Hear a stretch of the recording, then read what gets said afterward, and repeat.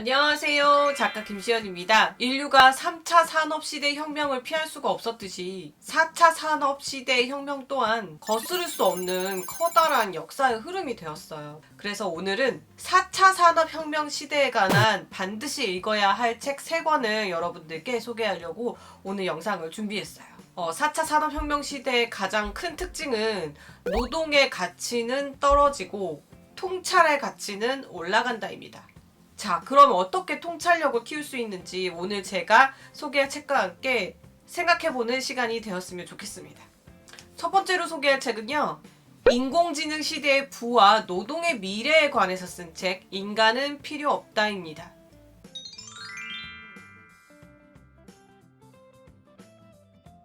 인공지능 기술 시대의 빅뱅을 앞둔 지금 갈수록 빠른 속도로 발전하는 인공지능 기술이 우리의 생활 방식과 일하는 방식을 어떻게 변화시킬 것인가를 예측하는 책이에요. 이 책의 저자는 제리 카플린이라는 사람인데요. 제가 이 책을 여러분들께 특별히 소개해드린 이유는 저자인 제리 카플린이 굉장히 인간적인 면으로 이 책을 저술하고 있다는 점이었어요. 이 책에서는 인공지능 기술들이 어떤 직업을 대체할 것인지 아주 친절하게 잘 설명이 되어 있는데 여기서 중요한 것은 어떤 직업이 살아남고 어떤 직업이 소멸되느냐가 아니라 우리가 그런 미래를 어떻게 대비하고 어떻게 준비해야 되는지 차근차근 풀어놓은 책이에요. 저자가 실리콘밸리에서 널리 알려진 인공지능 학자이다 보니까 인공지능의 역사부터 차근차근 풀어놓고 있는데요. 인공지능이 본격적으로 개발되고 있는 시기가 우리가 알고 있는 것보다 훨씬 오래전이더라고요. 이미 IBM은 1960년대에 인공지능 기술 발전에 촉각을 기울이고 있었습니다. 그 사실은 IBM 고객사들에게도 다 퍼진 상태였어요. 그런데 IBM의 고객사들이 인공지능의 일자리를 빼앗길까봐 위협을 느낀 거예요. 그래서 IBM 경영진은 인공지능 개발팀을 해체했다고 둘러대면서 컴퓨터는 프로그램된 기능만 수행했다고 강조해요. 하지만 50년이 지난 지금 인공지능은 인간의 두뇌를 본따서 신경망 프로그램으로 발전해 나갔습니다.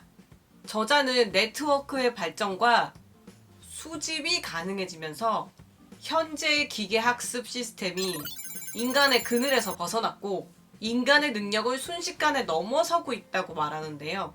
우리가 눈치채지 못하는 많은 영역들에서 인공지능 기술이 응용되고 있고 그 가치를 먼저 알아챈 소수의 사람들은 이제 미래의 엄청난 부를 거머쥐게 되었어요. 이 책에서는 인공지능으로 돈을 버는 상위 1% 부자의 모습을 속속들이 파헤치고 있습니다. 이 책에서 중요하게 다뤄지는 인물이 바로 아마존의 창업자 제프 베조스인데요. 제프 베조스가 어떻게 아마존을 일구어냈고 어떻게 데이터의 위력을 활용하고 있는지 제프 베조스의 역사부터 아마존의 미래까지 알기 쉬운 내용으로 전달해 주는데요. 굉장히 이 부분이 저는 흡입력이 있더라고요. 저자는 우리가 직면한 가장 큰 문제가 기술 발전은 자본이 있는 소수에게 어마어마한 돈을 벌 수 있는 더 큰 기회의 장이 됩니다. 하지만 가진 것이 노동력뿐인 사람들은 점점 일자리를 잃게 되고 이제까지 누려온 풍요와 번영은 과거의 이야기가 될 가능성이 높다고 합니다. 또 기술 발전이 너무나 빠른 속도로 이루어지고 있기 때문에 우리가 학교에서 배우는 기술이 더 빨리 사회에서 쓸모 없어진다고 진단하고 있습니다. 정보 기술의 발전이 이미 엄청난 기세로 산업과 일자리를 파괴하고 있는데 그 속도가 너무 빨라서 노동시장이 도저히 적응할 방법이 없기 때문에 앞으로 전개될 상황이 무척 심각하다고 하는데요. 발전된 기술을 완전히 새로운 방식으로 노동을 자본으로 대체할 것이고 그렇게 새로 창출되는 부는 부유한 사람들만 가지는 불공평한 시대가 우려된다고 하고 있는데요. 정책적인 보완이 없다면 우리의 미래는 이 책 제목처럼 일하는 인간이 필요 없는 시대가 될지도 모릅니다. 하지만 이 저자는 따뜻하고 인간적인 관점을 가지고 그래도 해결책은 있다고 합니다. 저자가 제시하는 해결책이 어떤 것인지 여러분들이 이 책을 읽어보면서 같이 생각해 보시면 좋겠어요. 다음으로 소개할 책은 프랑스에서 10만 부가 팔린 빅데이터 소사이어티란 책인데요.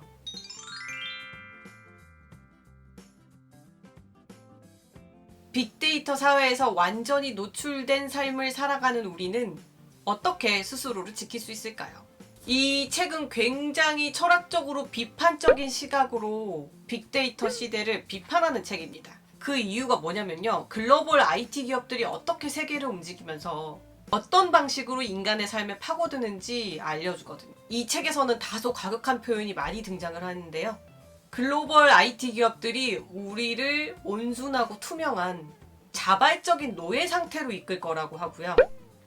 결론적으로는 완전한 프라이버시의 실종과 자유의 포기라는 결과를 빚어낼 것이라고 합니다. 저자는 인간의 감정을 통제하고 잠들어 있는 소비 욕구를 일깨우는 것이 그들이 진정으로 원하는 바라고 주장을 해요.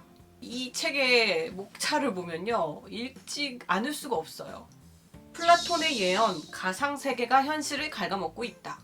디지털 세계가 우리의 흔적을 모두 빨아들이고 있다. 사물과 사물이 소통하는 초연결 시대가 왔다. 빅데이터 기업이 절대적으로 불평등을 초래하고 있다.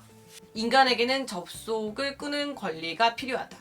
이 책은 기술 사회에 대한 유토피아보다 디스토피아에 초점을 맞춘 책이에요. 디지털 혁명에 대한 더 나은 삶에 대한 약속이 사실은 너무 큰 대가가 따른다는 걸 경고하고 있습니다. 여러분들이 빅데이터 소사이어티를 읽어보고 같이 생각해 보셨으면 좋겠습니다. 다음으로 소개할 책은 뉴파워, 새로운 권력의 탄생입니다.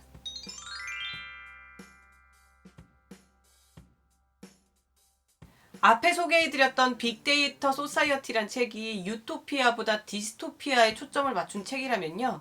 이 뉴파워 새로운 권력의 탄생은 좀 더 유토피아에 초점을 맞춘 책이에요.